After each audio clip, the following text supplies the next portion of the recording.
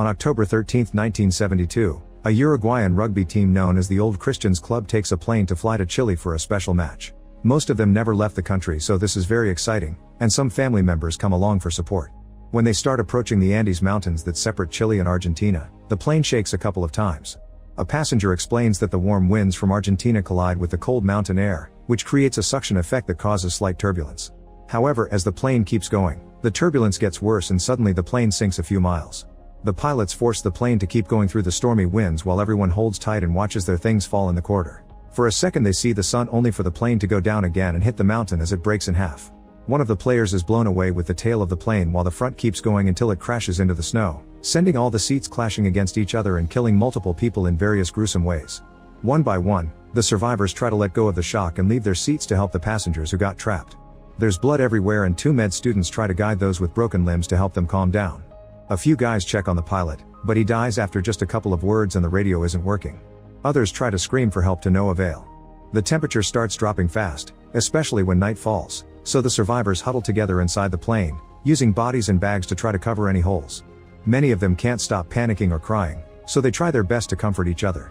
In the morning, they discover a few more people have died frozen. The storm has passed and the sun is strong, so they look around and see nothing but snow and mountains for miles. The group decides they must start working to survive. They take out the seats and debris from the plane so there's room for everyone to sleep at night, then they move the wounded survivors to the spot where they can receive the most sunlight, prioritizing their care. Any object they find that may be useful is put away in the suitcases for protection, and all bags and suitcases are searched thoroughly for food. The bodies are moved away from the plane and kept together nearby, covering them in snow to keep them from rotting in hopes they can take them with them when help comes. On the first day they already have 11 dead people, plus the one guy that flew away. Once they're organized, they have a little snack, already being careful to ration their food to make it last.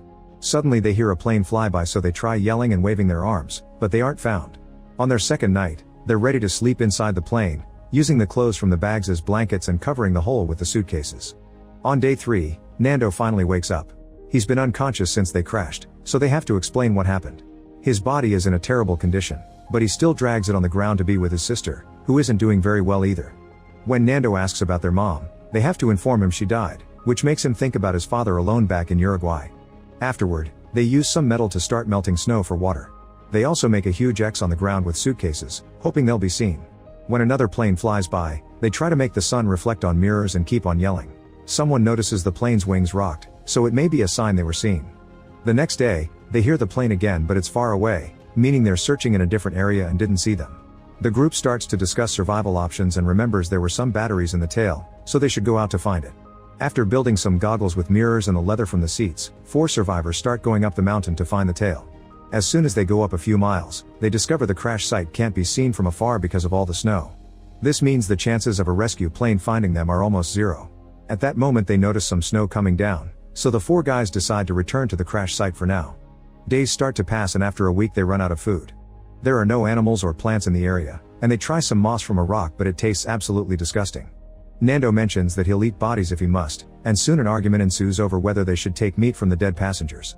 Some survivors mention their pee is black and others mention a fear of going to jail for it, but they don't reach an agreement. As time continues to pass, they get so desperate for food that they start eating anything they can find, like shoelaces and cigarettes. This only causes their pee to get darker. On the 8th day, Nando's sister passes away, and Coco decides to write a letter to his parents, describing the tragedy but also the beauty of the place. A few more storms hit them the following days and they manage to survive by hiding inside the plane. However, by day 21, half of the group gets tired of the situation and makes an announcement. They give their permission for the others to eat their bodies if they die. Then they go outside and with a piece of glass, they take meat from the bodies so they can feed themselves again. Seeing this, a few people change their mind and join the group outside to finally eat too, leaving only 5 people who refuse to become cannibals. The next day they start a proper system to hide most of the bodies while they do the job. That way it's less gruesome and those who aren't chopping don't have to see it. They also start leaving some meat pieces under the sun to warm them up. Sometime later, they find a new suitcase buried in the snow and are surprised to find a radio inside. After building a rough antenna, they manage to turn it on, only to learn from the news that after 66 search missions, the government has decided not to look for them anymore. The entire group has a breakdown as they lose all hope, and 4 people give in and eat human meat. Afterward, 3 guys decide to go out and look for the plane tail properly this time. The first thing they find is lots of debris and 5 bodies, including the guy that had been sucked out of the plane during the fall. They keep moving as fast as they can, which is hard because there's a lot of slipping down while climbing and freezing winds making it hard to breathe. At night, they huddle together against the side of the mountain and try to sleep with a storm raging around them. They wake up covered in snow but alive, however one of them is blind and the other two are very weak, so they go back by sliding down on a piece of debris. After such a traumatic experience, the last guy agrees to eat human meat too and goes to sleep in tears. On day 17, the group has been dealing with a storm for 5 days. They stay inside the plane and try to tell stories to keep the mood up, but suddenly an avalanche comes down, burying the plane and filling it with snow. As the few people that manage to stay on top panic, one of them goes outside, only to notice the storm has gotten worse. Then they desperately start digging in the snow to bring out all the passengers that got buried, and they even pee on the snow to make it melt faster. After lots of work, effort, and screaming, they manage to get everyone out except for a woman, who was so deep down that she died quickly. At that moment they hear a weird noise and discover another avalanche coming, which buries them again and kills a few more men, including the team captain. The survivors immediately create a few holes so they can breathe, but as they keep on waiting, they can only pray while they hear the noises made by falling snow. When they recover some energy, they move 8 bodies against a corner. On day 18, they've been buried for 2 days and the hunger is getting painful. They have no choice but to start getting meat from the bodies, but this time is much harder because they can't hide most of the bodies in snow to avoid seeing their faces. It means they know exactly who they are eating. This makes Numa so angry that he starts digging and breaking the windows, which ends up with the glass hurting his leg. Such thing doesn't stop him though, and he just keeps on digging. On day 20, he finally manages to open a hole in the snow big enough for the remaining survivors to come out. After having a moment to relax and enjoy the fact they're alive, the group begins working on digging out the plane. Numa discovers he has a cut on his foot that he didn't feel because of the cold, but he ignores it and keeps on helping. Eventually the sunny days help them get the plane out and they even start considering sending a few men out on a search again, but they still have no way to survive the freezing nights out there. In the end they agree to wait a few more days since summer is around the corner. On day 34, the thaw finally begins. The 2 injured men from the beginning are very sick, and the med students know there isn't anything else they can do. In just a few hours, they discover Coco has his lungs filled with fluid, but no amount of CPR can help him breathe and he dies soon. When they take out the body, they find his letter and keep it safe. On day 36, the weather has improved enough for Roberto, Nando, Tintin, and Numa to leave on a new search wearing extra layers of clothing to survive the nights. Soon Numa starts feeling dizzy and he falls, so they check his foot and discover his wound is infected. The group thinks they should take him back, but Numa says he's strong enough to return alone and asks them to keep going. As soon as Numa returns to the crash site, he passes out. A few hours later, he wakes up to discover the other sick passenger is hallucinating before dying. The next morning, the group starts working on removing the ice from the cockpit too in case they may need it. Numa wants to help but can't because he's too weak, which makes him feel useless and frustrated. Soon the trio comes back with big news: they've found the tail of the plane. By doing a couple of short trips with the others, they bring lots of clean coats, bottles of rum, cigarettes, and even chocolate. They also find the plane's batteries, so they try to connect them to the cockpit to make the radio work. After lots of work, they manage to get some static going, but they don't get anyone to answer them. Days start passing again, and the group hesitates to go out because spending one night out there almost killed them even with the extra coats. Numa's infection is getting worse and spreading to the rest of his body. The food they found in the tail is still not enough, so they have to start stripping the bones of meat. By now it's become routine and it doesn't bother them anymore. Knowing he doesn't have much time left, Numa stops eating so the others can have more. They try to fix the radio again but the wires cause a small short circuit and they give up. In their fury, they write a message on the plane counting the survivors. During another trip to the tail, the group is surprised to find some waterproof fabric that was covering the pipes. They immediately bring it back and start putting together a sleeping bag that will allow them to survive the nights outside.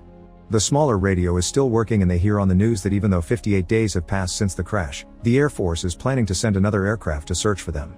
An argument ensues over how to proceed. Some of them think they should wait for the aircraft, while others point out that they never see them down here so they should go looking for help. Frustrated, Roberto tears off the sleeping bag. Afterward, the group decides to distract themselves by making bird noises as they see them fly by, and they find a camera that they use to take a bunch of pictures. That night, Numa gives them permission to eat his body, and in the morning they find him dead. There's a note in his hands that says there's no greater love than to give one's life for friends. Inspired by these words, Roberto, Nando, and Tintin decide to go out again. After getting the new sleeping bag and lots of meat, they start climbing west with the goal of crossing the mountain to reach Chile. The weather gets really windy at night, so they dig a hole in the snow and huddle inside the sleeping bag, which allows them to survive until morning. When they finally reach the top of a rather tall mountain, they're devastated to discover there is still a huge amount of miles to cover. For a moment they consider giving up because they don't have enough food for such a trip, so Tintin volunteers to go back. That way the food will be enough for only Roberto and Nando. The trip is incredibly long and difficult, but after lots of walking, the duo finally comes down to the valley, where the ground is more rocky than snowy. When Nando's shoe breaks, Roberto simply ties some fabric around it and they keep going. One evening after dinner, Roberto ends up throwing up, but Nando comforts him and in the morning they're moving again. All this effort pays off because they eventually find a river with fresh water and even a little lizard. At that moment, they look up into their shock, they find a man on a horse staring at them. He's on the other side of the river and the noise of the water doesn't let him hear them correctly, so after seeing them scream and wave their arms, he throws some paper and a pencil at them. The duo explains who they are and the man takes the paper back to make some calls. Soon the message reaches the air rescue service and a new mission is planned. The man comes back for Roberto and Nando and takes them to his cabin, where they can eat proper food at last.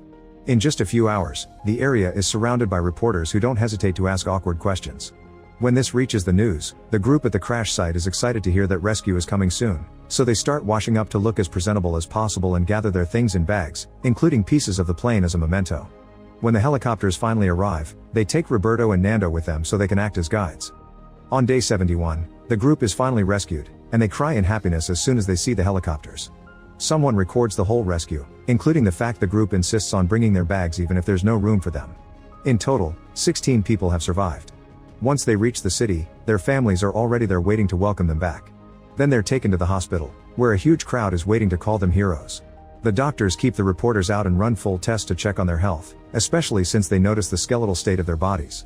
Since they can barely move, they help each other have a shower, and then their families get in charge of their grooming. Each survivor is given their own bed, but that night they're still dealing with the aftershock, so they huddle up to sleep as a group. Make sure to subscribe and turn on notifications so you can watch more videos like this. Thanks for watching.